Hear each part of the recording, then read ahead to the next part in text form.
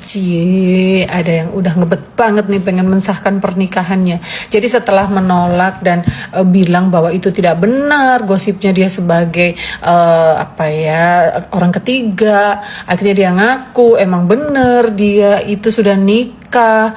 Lalu sekarang dia minta si istri pertamanya, istri sahnya lah, ini istri sahnya untuk segera mengambil keputusan gimana nih, dia mau lanjut dengan si Ihsanan ini atau dia mau cerai gitu ya.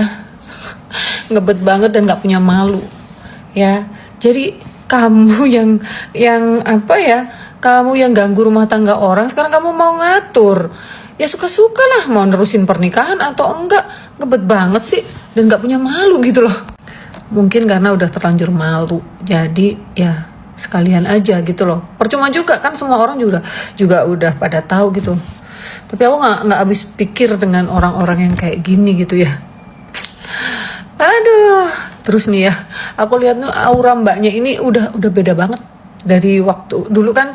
Dia katanya itu kan suaminya kenapa gitu, terus kemudian dia kan jadi kelihatannya kayak ya glowing gitu. Sekarang kayak aur-auran gitu. Kenapa sih mbak? Saking tertekannya gitu. Makanya mbak ya, jangan pernah ganggu kebahagiaan orang lain ya. Itu tinggal menunggu waktu aja.